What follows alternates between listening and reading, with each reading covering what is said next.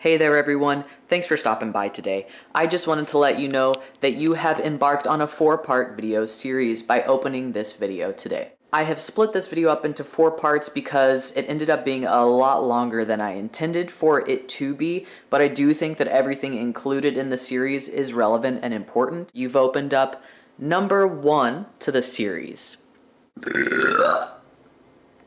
Burps feel very good. My eyes look really blue when I have it out here, right? And then watch. Green. Boom! Bet you didn't know I was a chameleon, did ya? Hello everybody. Okie dokie. Let's get started with this right now. It doesn't even really matter if I'm the only person that ever looks back or watches this video. Recently, I've been going through something that is worth noting, worth sharing, and elaborating on a little bit. People always say, or you always hear, like, if you do what you love, you never work a day in your life, and that money isn't happiness, and that your source of happiness should come from somewhere else, or does actually come from somewhere else. You know, our happiness rather comes from experiences and moments and feelings. Obviously, with having more money, yes, your stress may be less about money in that specific area of your life, but you could be carrying stress in other areas of your life that have nothing to do with money. And no matter how much money you have, these other things could just really be feeling very off, and in turn make you feel really off at your core. And so no matter how much money you have, you know, you're not really truly happy. What I'm sharing with you all today is actually just a personal experience of mine that I've been going through for almost a year now. I have been super fortunate and lucky in that every job I've ever had has been one that I actually liked. I liked my coworkers, I liked my work environment, I liked what I was doing for a job. I never had any issues with that. And I will say too, I'm 29 years old and I went to undergrad, and a lot of the jobs I did throughout college and after college were service jobs. I worked in the service industry, so I worked with customer service, food and bev, stuff like that. I did a lot of things on my feet, a lot of manual labor, a lot of things with my hands, a lot of crafts and stuff like that. Not crafts like arts and crafts, but like sandwich making. I was like a sandwich artist and a barista in college and after college and stuff. And even with that college degree, I still ended up doing those things for a while.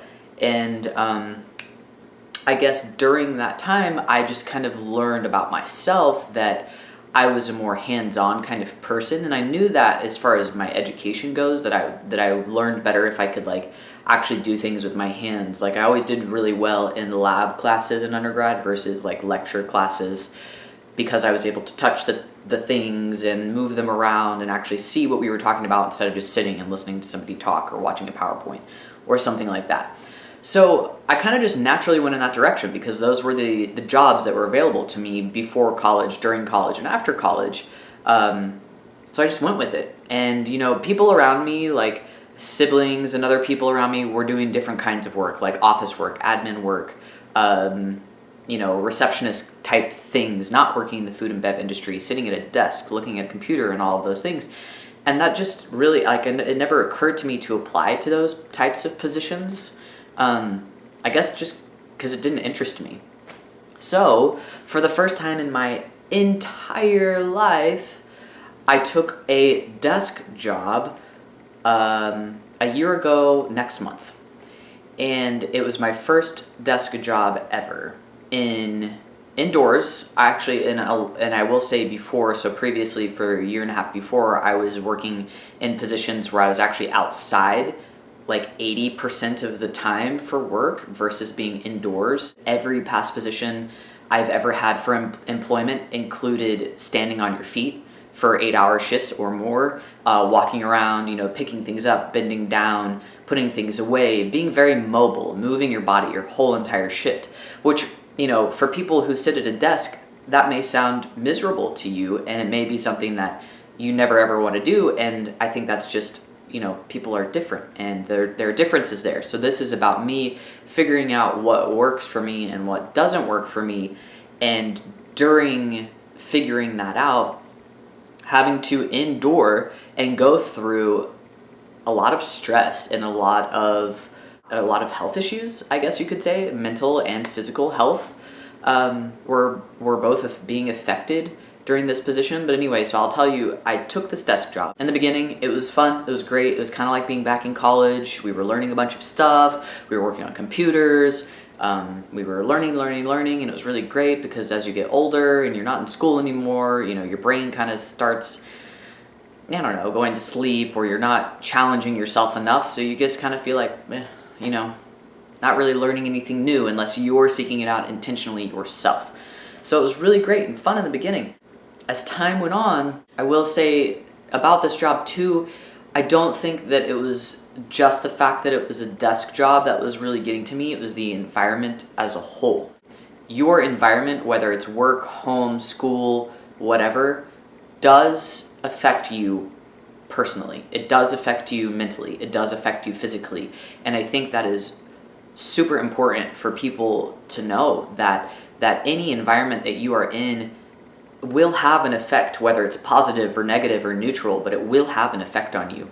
And this workspace, this environment had huge negative effects on my body, mentally and physically. And I've truly never experienced something like this before. So it was incredibly eye-opening, and I am so thankful to be out of that position now, just out of the environment.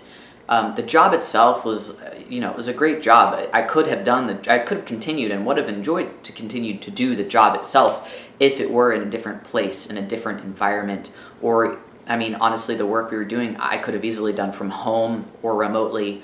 And maybe they'll like catch on to this and offer that as an option for employees in the future, because they're gonna probably continue losing a lot of their great people because the environment is just not a conducive environment for multiple reasons. So it's a very big building. There's actually, I shouldn't say not really. There's not a single window in the building. It's a huge warehouse. And you know, like there are really big warehouses like that don't have windows, probably for power reasons, electricity and stuff. And we do live in the desert, so it gets very hot. So like I can see that for like warehouse purposes, like if you were working in a warehouse, moving things, storing things that needed to be very temperature controlled and stuff like that, and the windows would affect that process. I can understand that. But this was not a building warehouse. This was a building full of people working on computers, where like natural light is a very important part of our day. You know, the sun rises and our bodies just naturally know, okay, it's time to be awake. It's time to be active. It's time to get things done because the sun is up. We're you know, I've been seeing around a lot lately little things saying like, well, you're basically a houseplant. You need sun, you need water, and you need fresh air. There were a lot of different lines of businesses working in one building, so there were hundreds of people just in there breathing the same air. Probably not very good air circulation. You know, one person got sick and immediately like the entire office was ill. So that was another struggle. You know, obviously with things like that, you know, you get a cold, whatever, you'll feel better in a few weeks and stuff. I think just being exposed to that environment day after day after day after day after day just wore on me so much. I've just never experienced something like that before. Another weird part of it was that we were elevated above all of the other lines of businesses, and the platform that we were on actually like kind of gave way and bounced like this anytime anyone would walk around. And there were probably 75 people up there at a time, just, you know, like a slow bounce like this. But that caused problems for me personally, and I know for a lot of other people also who experience motion sickness, because even if you put me on a platform like that, period, and you just set me there and I bounced like that, I would eventually get motion sick, period. Add putting a computer screen in front of my face and making me focus in on that computer screen while it's bouncing up and down and I'm bouncing up and down. No, It's not going to work. And I didn't know that it was going to be this way in the beginning, because when we were training, we were actually on a level floor. We were on the ground floor, so it didn't bounce. So it's almost like, and I'm not saying that they deceived us intentionally or anything, but it's almost like they did, because they lured you in, they put you in a classroom, they put all this cool information in front of you, very energetic, like the very first person that you see, the first few people that you see put on a very nice, first impression for all of the newcomers, and you just really don't know what you're getting into until you're in it.